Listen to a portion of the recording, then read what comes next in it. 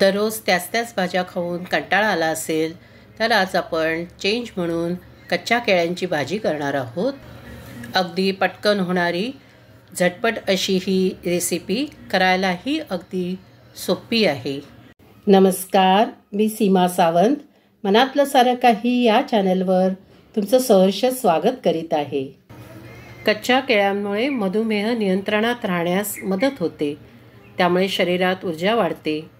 तसेच कच्च्या केळ्यांमध्ये potassium, vitamin B6, vitamin C मुबलक असल्याने नर्व सिस्टमचं पोषण होते। फायबरयुक्त कच्ची केळी खाल्ल्याने पोट साफ होते, पचनक्रिया चांगली होते। कच्च्या केळ्यांमुळे तणाव कमी होण्यास मदत होते, तसेच डायरियासारख्या आजारावर बरा होण्यासाठी मदत मिळते। अशी ही कच्च्या केळ्यांची रेसिपी जर तुम्हाला आवडली तर पटकन सबस्क्राईब करा। कच्च्या केळ्यांची भाजी करण्यासाठी आपण इथे 3 कच्ची केळी घेतलेली आहेत आणि आता आपण त्यांची सालं काढून टाकणार आहोत। कच्च्या केळ्यांवरचं हिरवं आवरण पूर्णपणे आपल्याला काढून टाकायचं आहे। ही रेसिपी करण्यास अतिशय सोपी तर आहेच, परंतु ही बनवण्यास अतिशय थोडं साहित्य लागतं, तसेच ती शिजण्यासही जास्त वेळ लागत नाही।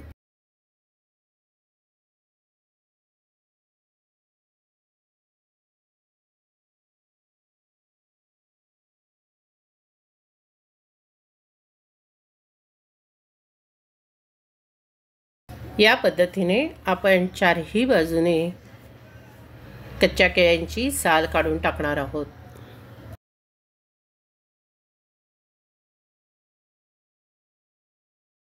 नंतर आपण एका भांड्यामध्ये पाणी घ्यायचं आहे आणि जे केळं आपण ज्याची सालं काढून टाकलेली आहेत त्याचे तुकडे करायचे आहेत।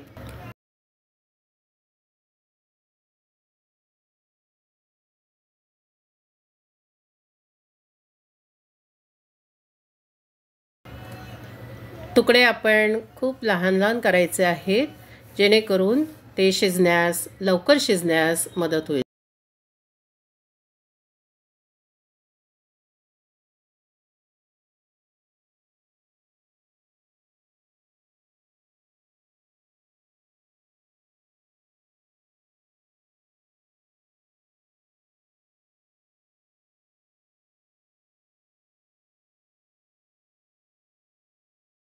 जे तुकडे केले आहेत ते रापू नये म्हणून आपण त्यांना पाण्यात घातलेलं आहे। याचप्रमाणे आपण दुसरी दोन्हीही केळी त्याची सालं काढून घेणार आहोत आणि त्याचे तुकडे करणार आहोत। अशा तऱ्हेने आपण तिन्ही केळ्यांचे सालं काढून त्याचे तुकडे करून घेतलेले आहेत आणि ते पाण्यात टाकलेले आहेत, ज्यामुळे त्यांचा राप निघून जाईल। कच्ची केळी असल्यामुळे त्यांच्यावर राप असतो, पण आपण पाण्यात टाकल्यामुळे तो निघून जाईल। आपण थोड्या वेळासाठी हे तुकडे पाण्यातच ठेवायचे आहेत। आपण केळ्याचे जे तुकडे पाण्यात घातले होते ते आता आपण बाहेर काढलेले आहेत, ताटलीत काढलेले आहेत। आता आपण त्याची फोडणी करणार आहोत। फोडणी करता आपण भांडं गॅसवर ठेवलेलं आहे, ते गरम होत आलेलंच आहे। आता आपण त्यामध्ये साधारणपणे 3 चमचे गोडे तेल टाकणार आहोत। गोडे तेल गरम झालेलं आहे। आपण त्यामध्ये आता 1 चमचा राई टाकणार आहोत। राई तडतडल्यावर आपण त्यामध्ये 4 हिरव्या मिरच्या टाकणार आहोत। आपण मिरच्या मधून कापून घेतलेल्या आहेत।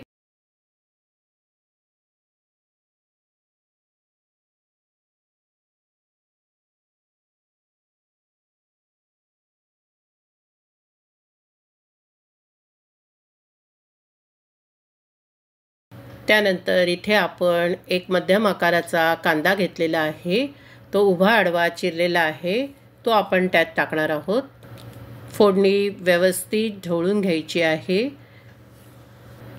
कांदा चांगला लालसर लालसर गुलाबी होईपर्यंत भाजायचा आहे।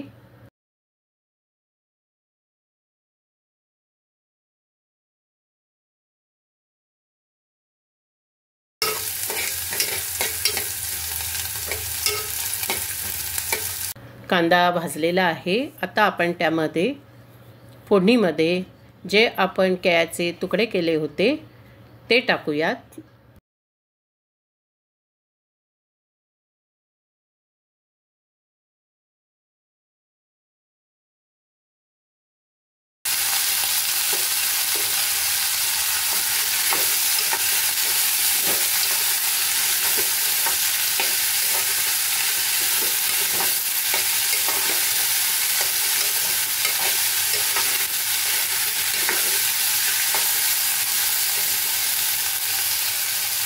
यामध्ये आपण थोडंसं पाणी टाकूयात, कारण आपण जर त्यामध्ये पाणी नाही टाकलं तर हे केळ्याचे तुकडे खाली भांड्याला चिकटण्याचा संभव असतो। त्यामुळे या भाजीला सतत ढवळत राहावं लागतं आणि गरज असेल तर पाणीही टाकत राहावं लागतं।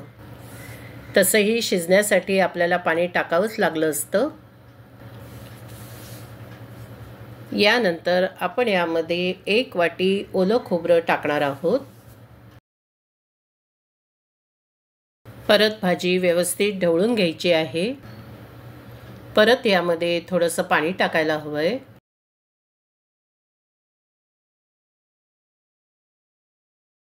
आता ही भाजी मंद गॅसवर थोडा वेळ आपण शिजू देऊया। त्यासाठी आपण यावर झाकण ठेवायचं आहे। आपण भाजीवरचं झाकण उघडून पाहूया। भाजी शिजतच आलेली आहे।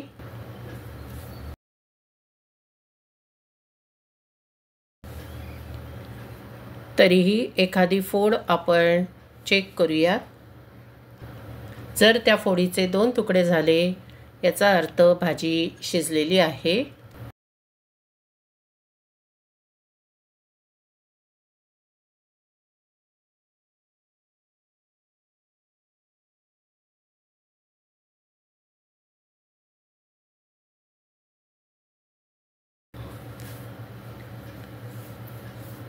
आता आपण त्यामध्ये पाव चमचा हळद घालूया आणि भाजी परत व्यवस्थित ढवळून घेऊया। आपण यात चवीपुरतं मीठ टाकलेलं आहे। आपली भाजी शिजून तयार झालेली आहे। आता आपण गॅस बंद करूया आणि थोड्या वेळासाठी भांडं झाकून ठेवूयात।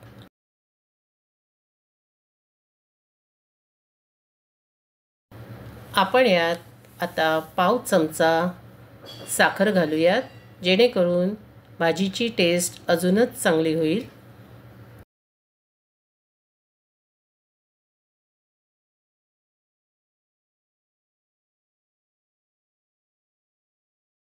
कच्च्या केळ्यांची भाजी खाण्यासाठी तयार आहे। तुम्हाला माझी रेसिपी आवडली तर नक्की लाईक, शेअर, सबस्क्राईब करा, कमेंटही करा। आपण आता ही भाजी भांड्यामध्ये सर्व करूया।